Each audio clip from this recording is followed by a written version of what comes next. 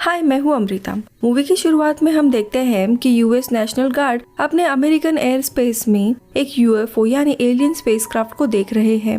इसके बाद स्पेसक्राफ्ट की इन्वेस्टिगेशन करने के लिए नेशनल गार्ड्स वहां फाइटर जेट भेज देते हैं। थोड़े समय के बाद फाइटर जेट्स वहां उस स्पेसक्राफ्ट के पास आते हैं और उन्हें कुछ भी रिस्पॉन्स नहीं मिलता, जिसके कारण वो गोलियों की बरसात करने लगते हैं। इसी दरम्यान हम स्पेसशिप में देखते हैं जहाँ पे कुछ अजीब एलियंस होते हैं जो इन गोलियों और लोगों से बचने के लिए स्पेसक्राफ्ट में होने वाले एलियन क्लॉकिंग डिवाइस की मदद करते हैं, जो असल में उस स्पेसक्राफ्ट को गायब कर सकता है। वो एलियंस इन मैकेनिज्म को ऑन करने ही वाले होते हैं, मगर स्पेसक्राफ्ट का बैलेंस बिगड़ जाता है और मैनहट्टन के पास अटलांटिक ओशन में गिर जाता है। इसके बाद हम एलियंस को देख पाते हैं जो असल में रेमलक प्लैनेट से होते हैं। इन एलियंस में सिर्फ बेल्डर, क्लोरहोन और उसका एक साथी बच जाता है। इन दोनों की आवाज मशीन जैसी रहती है और इनका सर कोन जैसा होता है, यानी कोन शेप का। इसके बावजूद ये लोग ह्यूमन लिविंग स्टाइल को अडॉप्ट कर लेते हैं।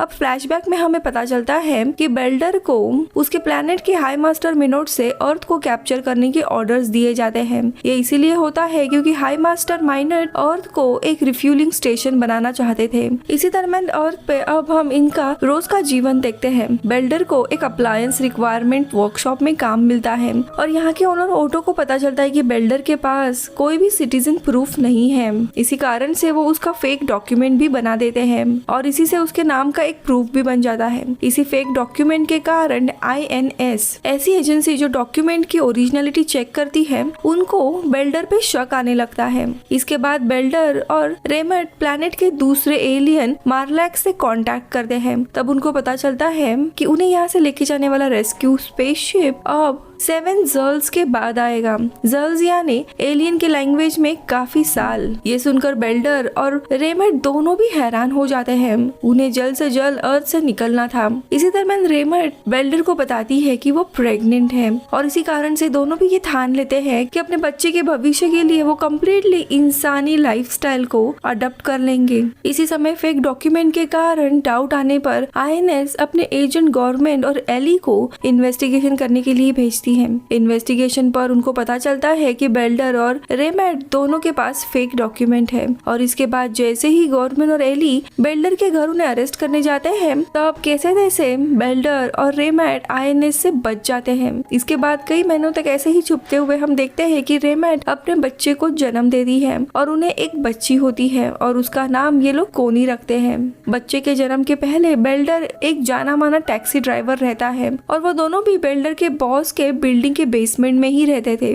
बच्चे के जन्म के बाद बेल्डर न्यू जर्सी में एक नया घर लेता है और खुद का एक नया सरनेम यानी कोनहेड ये अपनी फैमिली का सरनेम रखता है और वो एक ड्राइविंग इंस्ट्रक्टर बन जाता है। तो वही दूसरी तरफ हम देखते हैं गवर्नमेंट को INS की तरफ से प्रमोशन मिलता है और तभी गवर्नमेंट कोनहेड का केस क्लोज करने का सोचता है, लेकिन INS का कमिश्नर ये मानता नहीं है और इस केस के ऊपर काफी सारे पैसे खर्च हुए थे। इसी कारण से गवर्नमेंट को फिर से इन्वेस्टिगेशन पर डाल दिया जाता है। इसी कारण गवर्नमेंट को अब कोनहेड पर काफी गुस्सा आने लगता है। देखते ही देखते काफी साल बीत जाते हैं और कॉनी अब एक यंग लड़की थी। इसी कारण से उसे अपने एज के लोगों के साथ घुलना मिलना काफी पसंद था, लेकिन बेल्डर को ये पसंद नहीं था क्योंकि उसने कॉनी को बचपन से ही घर पर बड़ा किया था और उसे इंसानों पर इतना भरोसा भी नहीं होता। इसी दरम्यान कॉनी रोनी को मिलने लगती है जो असल में एक ऑटो मैकेनिक होता है। ये पता चलने पर बेल्डर को काफी गुस्सा आता है क्योंकि उसे रोनी पसंद नहीं आता और गुस्से में ही बेल्डर जाके रोनी के घर का रूफ फाड़ देता है और उसे कॉनी से मिलने से मना करता है, मगर कॉनी और रोनी ये दोनों बात नहीं मानते,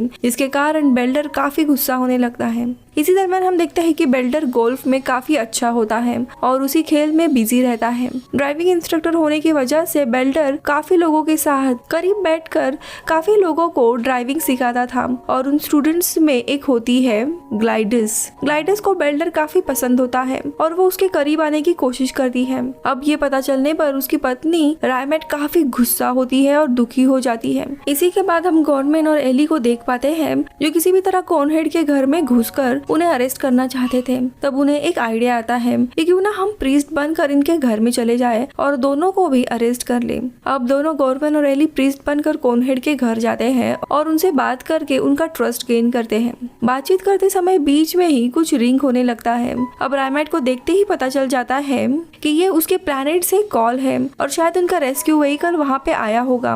प्रीस्ट सामने होने के कारण रायमेट बेल्डर से कहती है कि उनको बिग फोन से कॉल आया है। ये सुनते ही बेल्डर दोनों प्रीस्ट यानी गॉर्मन और एली को अपने घर से बाहर कर देता है। अब वो जाने के बाद ये लोग कॉल अटेंड करते और उन्हें पता चलता है कि उनके प्लैनेट से उनका रेस्क्यू व्हीकल आ रहा है। अब उसी रात में थैंक्सगिविंग होने के कारण कॉस्ट्यूम पार्टी होती है और उस समय बेल्डर अपने गोल्फ टूर्नामेंट भी जीत जाता है। तभी दोनों बेल्डर और रेमैट कोनी से अपने प्लैनेट में वापस जाने की बात करते हैं और उसे कहते हैं कि अब वो सच में वहाँ जा रहे हैं। ये सुनकर कोनी नाराज हो जाती है क्योंकि वो रॉनी से सच में प्यार करने लगी थी। वो अपने पेरेंट्स की बात ना मानकर रॉनी के साथ उसके घर चली जाती है। ये देखकर दोनों बेल्डर और रेमैट नाराज हो जाते हैं और उसका पीछा करने लगते हैं। तो यहाँ पे कोनी रॉनी के साथ रिलेशनशिप पक्का करने उसे सेंसर रिंग देने वाली होती है कि तब भी वहाँ पे बेल्डर और रेमैट आ जाते हैं। सेंसर रिंग दरअसल उनके प्लैनेट में शादी की निशानी होती है। इसी दरमियान वहाँ पे कोनहेड को अरेस्ट करने के लिए आईएनएस भी आ जाते हैं। उसी वक्त वहाँ कोनहेड का रेस्क्यू व्हीकल आ जाता है। अब कोनहेड के बचने के लिए रॉनी आईएनएस एजेंट से फाइट करने लगता है क्योंकि उसे कोनी से अब सच पता चल गया था।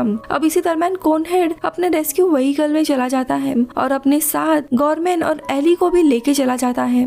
अब थोड़े समय के बाद हम देखते हैं कि वो व्हीकल उनके प्लैनेट में पहुंच गया है और वहाँ के लोग कोनहेड के रिटर्न के लिए काफी खुश हुए थे, खास करके हाई मास्टर मेनॉड। हाई मास्टर के लिए बेल्डर अर्थ से काफी सारे गिफ्ट्स लाता है और साथ ही गॉर्मन और एली को भी एज अ स्लेव उन्हें दे देता है। इसी कारण से हेडमास्टर उससे काफी खुश होते हैं। इसी दरमियान हेडमास्टर बेल्डर के दांतों पर लगी हुई कैप देखते हैं जो उसने लगाई थी क्योंकि वो इंसानों की तरह लगे और ये देख हेडमास्टर नाराज होते हैं और बेल्डर पे काफी गुस्सा होते हैं क्योंकि उसने अपने प्लैनेट को रिप्रेजेंट इंसान बन के किया था, ना कि एलियन स्पीशीज। ये देख हेडमास्टर उसे सजा देने का सोचते हैं और पनिशमेंट के तौर पर गैरतोक के साथ लड़ने के लिए कहते हैं। गैरतोक उस प्लैनेट का एक मॉन्स्टर होता है, जो भी उसके साथ लड़ता है उसकी मौत होती है। रेमैट ये सुनकर काफी नाराज हो जाती है। इसी कारण से बेल्डर सोच में पड़ता है और उसे गैरतोक को हराने का एक आइडिया मिलता है। जैसे ही वो गैरतोक से लड़ने लगता है,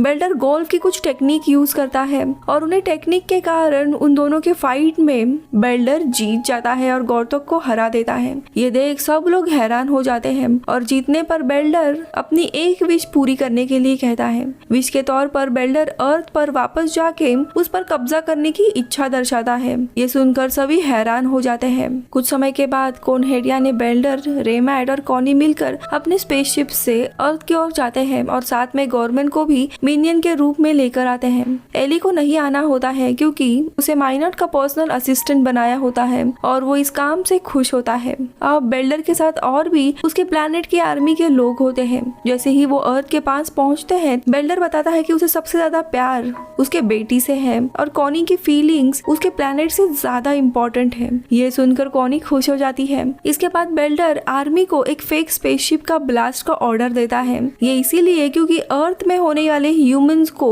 लगना चाहिए कि वहाँ पे कुछ बड़ा धमाका हुआ है, यानी कि ये सिर्फ ह्यूमंस का ध्यान बटाने के लिए था और बचे हुए आर्मी को बेल्डर एक दूसरे प्लैनेट पर कब्जा करने के लिए भेज देता है। इसी दरमियान गॉर्मन अब बेल्डर से कहता है कि वो कोनहेड को ग्रीन कार्ड यानी सिटीजनशिप का प्रूफ देना चाहता है क्योंकि उन्होंने अर्थ को इतने बड़े खतरे से बचाया है और उसके ऊपर गॉर्मन की भी लाइफ को उसने बचाया है। ये सुनकर कोनहेड काफी खुश हो जाता है और कुछ समय के बाद हम रॉनी को देखते हैं जो अपने साथ घूमने के लिए कॉनी को बुला लेता है। तभी बेल्डर रॉनी को अपने पास बुलाता है और उसे काफी सारे डिवाइसेस देता है, यानी कि वो उसे अपने घर का ही एक मेंबर एक्सेप्ट करता है और उसके बाद उनकी खुशी का पल याद रखने के लिए अपने प्लैनेट से लाए हुए कैमरा से बेल्डर सबकी एक फोटो खींचता है।